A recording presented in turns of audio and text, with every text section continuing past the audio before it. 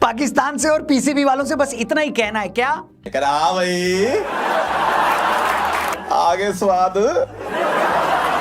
मतलब ये लोग इतनी बड़ी डींगे हाँक रहे थे कि इंडिया को आना है तो आए, हम तो हाइब्रिड मॉडल में चैंपियंस ट्रॉफी नहीं खेलेंगे। तुम ये भी धमकियां दे रहे थे कि अगर इंडिया पाकिस्तान नहीं आया तो आज के बाद हम भी इंडिया नहीं जाएंगे। मैं पूछता हूं, क्या हाथ लगा तुम्हारे? भाई ये कितना लंबा लंबा छोड़ना शुरू कर दिया। लेकिन भाई आज तो रौनक भाई खुद की बातों में खुद ही फंस रहे थे।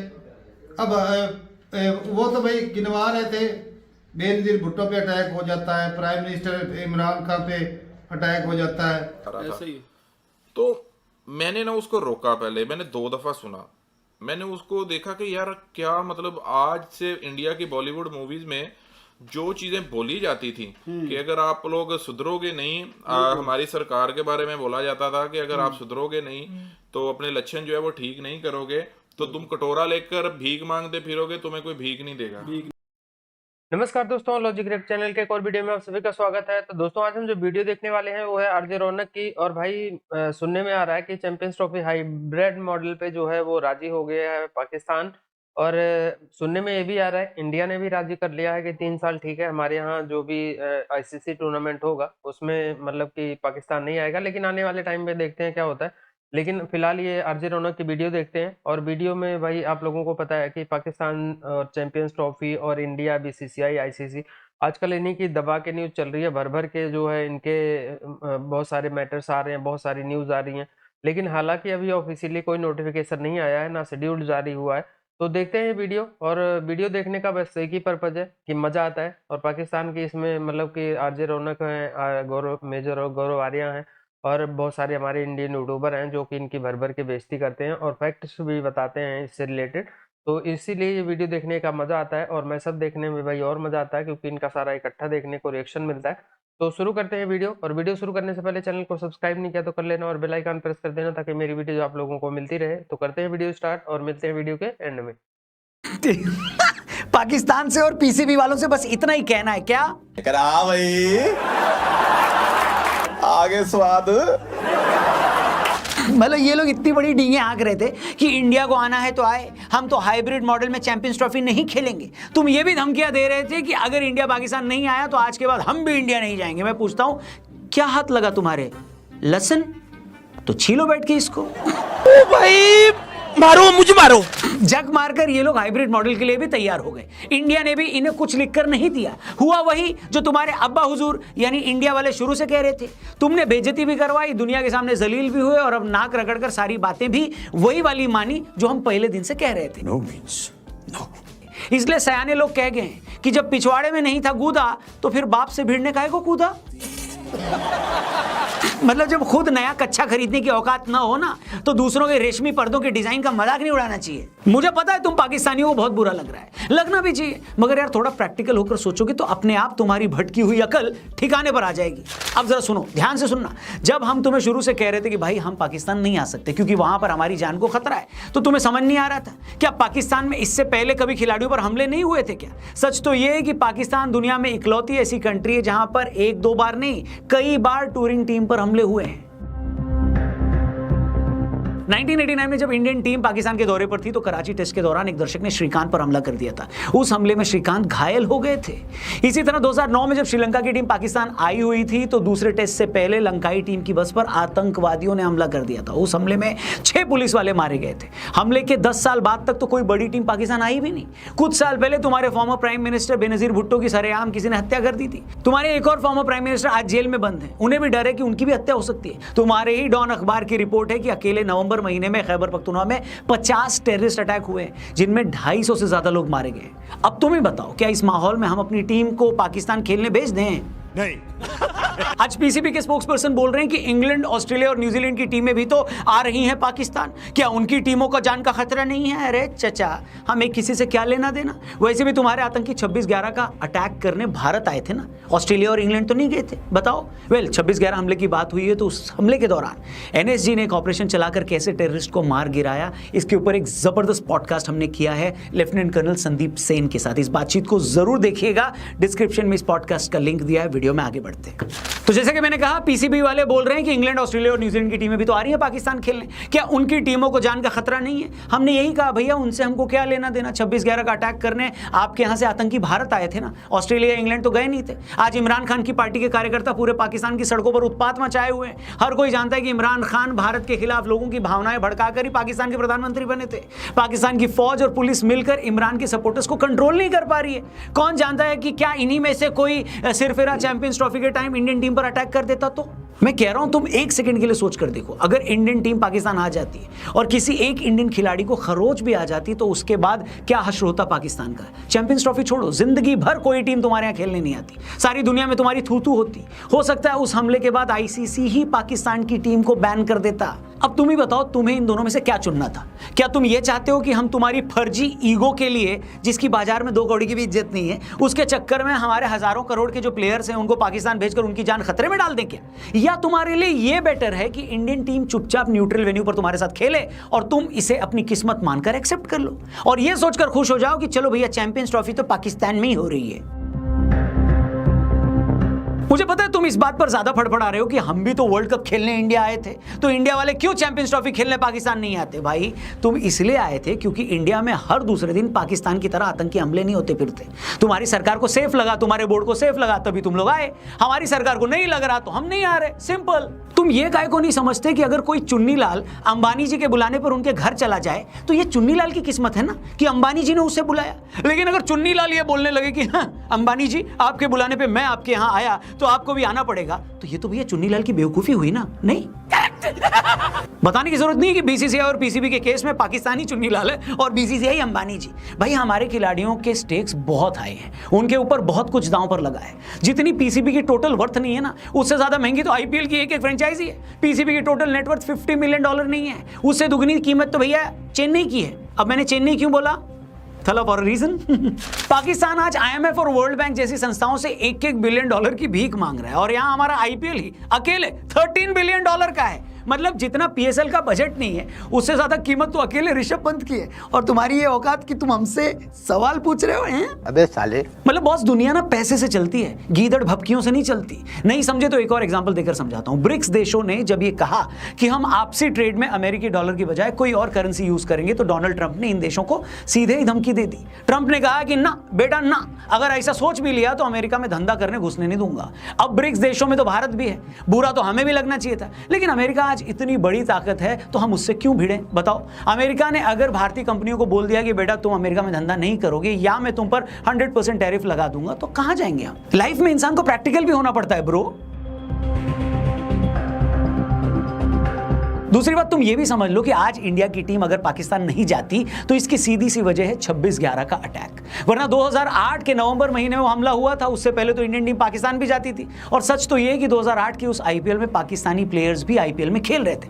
मतलब हमें तो तुमसे कोई प्रॉब्लम नहीं थी, लेकिन बाबू ऐसा कैसे हो सकता है कि तुम अपने टेररिस्ट भारत में भेजकर हमारी आर्थिक राजधानी को भी तबाह करने की कोशिश करो, वहां रहने वालों को डराओ और हम तुम्हारे प्लेयर्स पे करोड़ों रुपए वारते रहें ना?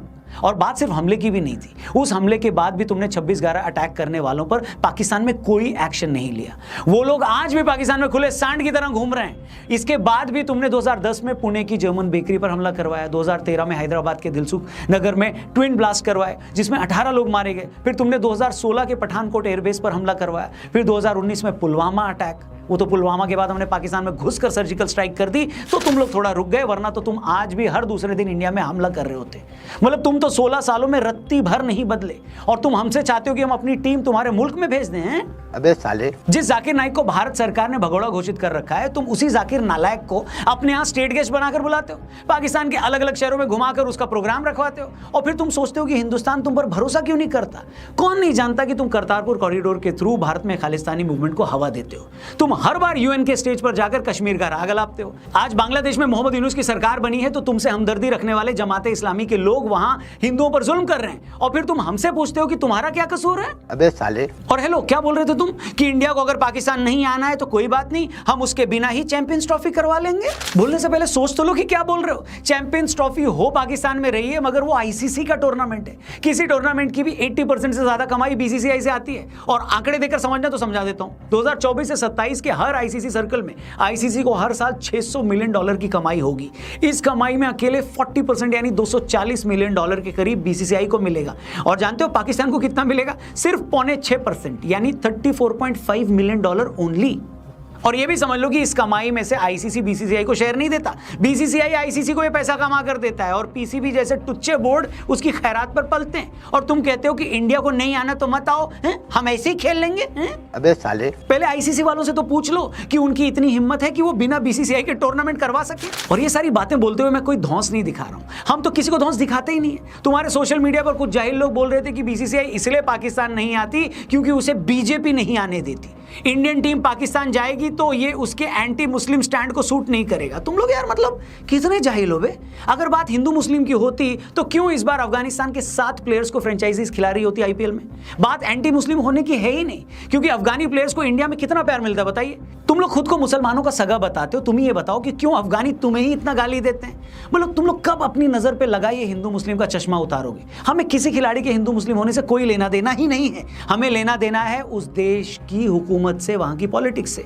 पाकिस्तान की तरह जब बांग्लादेश की हुकूमत ने एंटी इंडिया स्टांस लिया, वहां पर हिंदुओं पर जुल्म किए, तो इस बार एक भी बांग्लादेशी प्लेयर को किसी भी फ्रेंचाइजी ने नहीं खरीदा। इसमें किसका नुकसान हुआ? बांग्लादेश में तो ऐसा कोई तोप खिलाड़ी नहीं है जिसके न खेलने से आईपीएल की फ्रेंचाइजी अपनी छाती कूटने लगेंगी। लेकिन बांग्लादेश के प्लेयर्स को इंडिया में खेलकर जो करोड़ों रुपए मिल रहे थे वो नहीं मिलेंगे।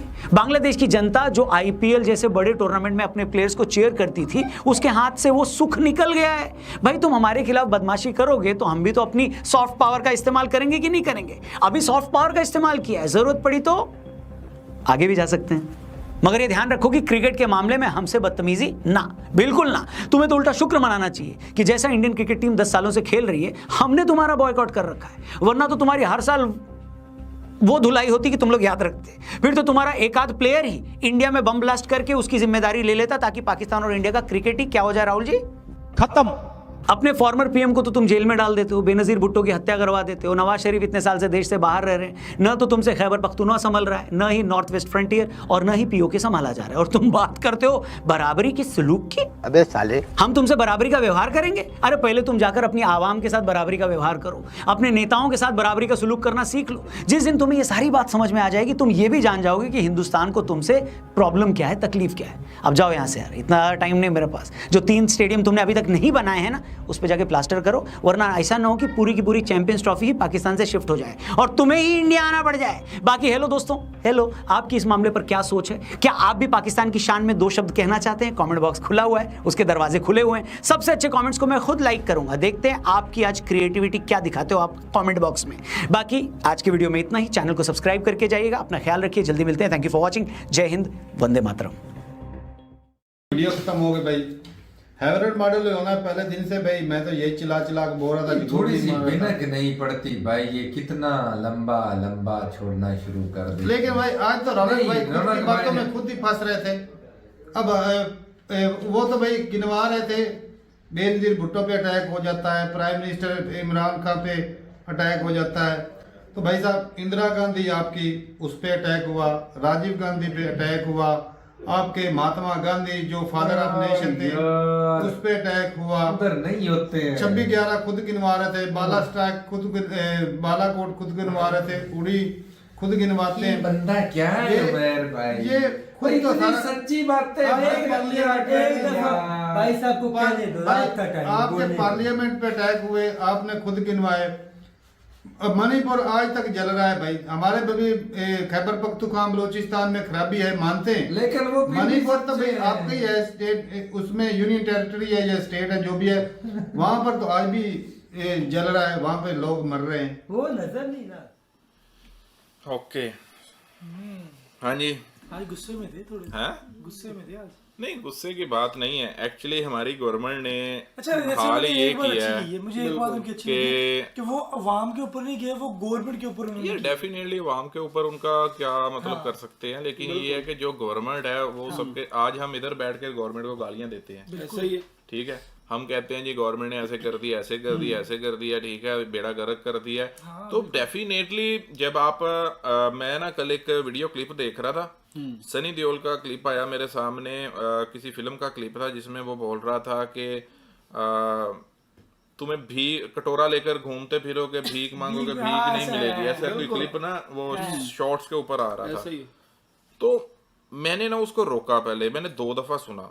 मैंने उसको देखा कि यार क्या मतलब आज से इंडिया की बॉलीवुड मूवीज में जो चीजें बोली जाती थी कि अगर आप लोग सुधरोगे नहीं, हमारी सरकार के बारे में बोला जाता था कि अगर आप सुधरोगे नहीं तो अपने लक्षण जो है वो ठीक नहीं करोगे तो तुम कटोरा लेकर भीख मांगते फिरोगे, तुम्हें कोई भीख नहीं देगा। तो आज ऐसा हो तो ये रियलिटी आज ऐसा हो रहा है बिल्कुल। कि हमारा जो भी मतलब गवर्नमेंट में जो भी ऑफिशियल्स आते हैं वो कटोरा लेकर आईएमएफ के पास भागते हैं सबसे पहले, ठीक है, भीख मांग मांग कर जो है वो कंट्री को चला रहे हैं। हालांकि एक टाइम था जब कोई आप देख लो कि पाकिस्तान इंडिया जब पार्टीशन हुई उसके बाद से तकरीबन पाकिस्तान की हालत अच्छी थी, बहुत इकोनॉमी अच्छी थी यार। आपकी जो सन्नत है, आपका जो कॉटन है, ठीक है, आपके कपड़े जो गारमेंट्स हैं वो पूरी दुनिया में एक्सपोर्ट होती थी। पाकिस्तान की अगर बात करें, हम भी शुरू से कोई भी वीडियो हमारी देख लें तो यही कहते हैं कि यार ये बात पहले ही कर लेते हैं, हाइब्रिड मॉडल अगर मानना ही है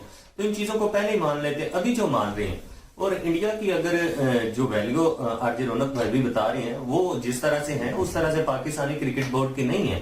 तो पाकिस्तानी क्रिकेट बोर्ड और इंडियन क्रिकेट जो बोर्ड है वो दोनों कैसे एक लेवल के हो सकते हैं? ये तो पाकिस्तानी वो यूट्यूबर्स और तजिया निगार और तनवीर अहमद जैसे लोग, फुरकान भट्टी जैसे लोग जो है वो अपनी तरफ से शोशे छोड़ रहे थे जी कि अगर इंडिया नहीं आएगा तो पाकिस्तान ने भी ये फैसला कर लिया कि पाकिस्तान भी नहीं जाएगा और चैंपियन ट्रॉफी जो होगी वो पाकिस्तान में होगी और इंडिया को आना ही होगा।